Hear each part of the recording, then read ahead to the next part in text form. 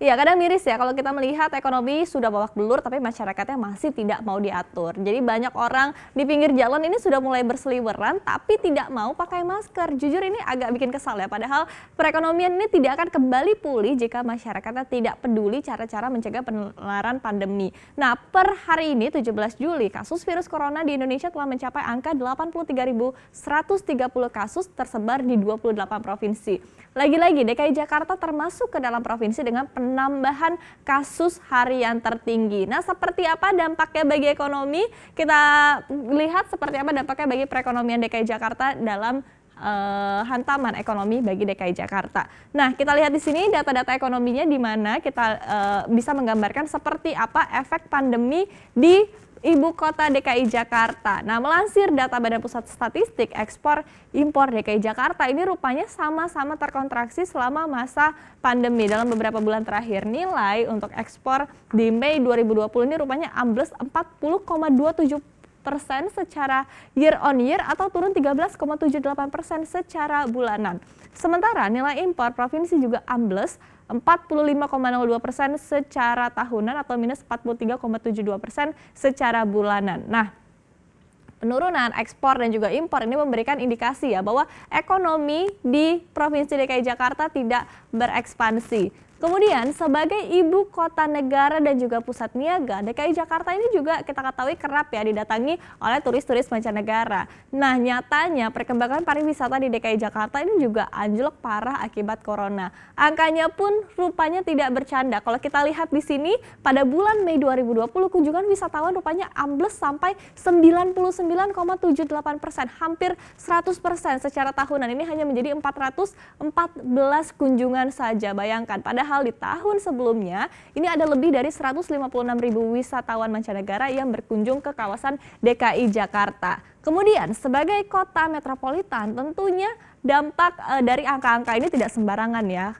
Nah, jadi para pelaku industri hotel dan juga restoran ini pun terpaksa gigit jari di tengah kondisi seperti ini. Ketua Umum Perhimpunan Hotel dan juga Restoran Indonesia, Haryadi Sukamdhani ini menyebutkan bahwa sejak Januari hingga April industri ini mengalami kerugian hingga 70 triliun rupiah karena rupanya ada lebih dari 2.000 hotel dan 8.000 restoran yang menghentikan operasional. Ini bayangkan ya. Jadi bahkan ini pun sebetulnya belum termasuk ke bulan Mei di mana PSBB ini masih diterapkan dan juga wisatawan baik domestik dan juga mancanegara ini masih dilarang bertandang ke DKI Jakarta. Berikutnya kita lihat di slide berikutnya. Nah, DKI Jakarta ini merupakan kawasan perkotaan yang memiliki aktivitas ekonomi yang tinggi. Jadi imbasnya adalah ketika aktivitas masyarakat berkurang, dampak kemiskinan pun akan langsung cepat terasa. Nah, di sini Badan Pusat Statistik mencatatkan tingkat kemiskinan di DKI Jakarta meningkat 1,11% dari 3,42% di September 2019 ini menjadi 4,53% di bulan Maret 2020. Dengan kata lain, ini ada tambahan penduduk miskin di ibu kota kita tercinta ini. Nah, jumlah penduduk miskin pada Maret 2020 ini sebanyak 480.000 orang, meningkat 118.000 orang dibandingkan Maret 2019 yang sebanyak 365.000 orang. Sementara untuk rasio Gini yang ini menggambarkan tingkat ketimpangan pendapatan penduduk ataupun juga ketimpangan sosial, begitu kita lihat di sini adalah naik 0,005 poin menjadi 0,399 secara year on year. Nah, sebagai catatan koefisien 0 ini artinya adalah pemerataan pemerataan pendapatan ini sempurna dan sebaliknya koefisien 1 ini artinya adalah ada ketimpangan yang sempurna. Kita lihat lagi di slide berikutnya.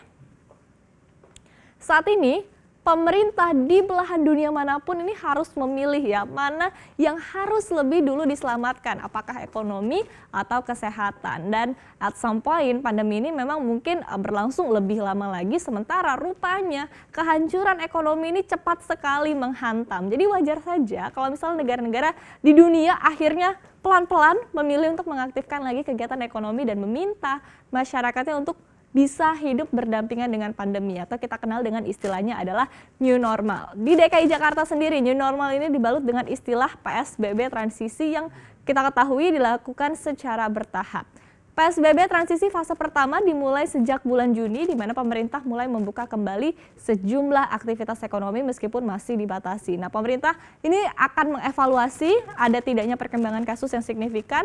Jika tidak, fase-fase berikutnya ini bisa diterapkan. Namun, pada kenyataannya adalah lonjakan kasus di Provinsi DKI Jakarta masih terus bertambah tinggi sehingga Pemprov pun akhirnya memutuskan ya bahwa PSBB transisi fase pertama ini akan dilanjutkan hingga akhir Juli. Kita akan lihat di slide yang terakhir.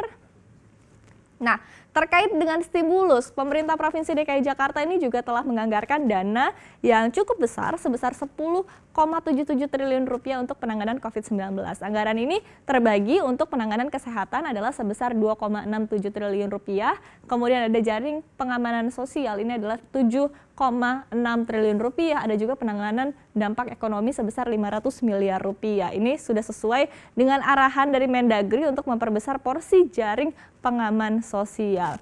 Nah, yang perlu menjadi catatan di sini adalah stimulus ini sifatnya itu adalah lebih mengobati. Jadi ini artinya adalah jika pandemi berlangsung lebih lama dan juga perekonomian ini semakin tersakiti, bisa jadi dosis obat stimulus ini tidak akan mempan lagi untuk mengobati ekonomi.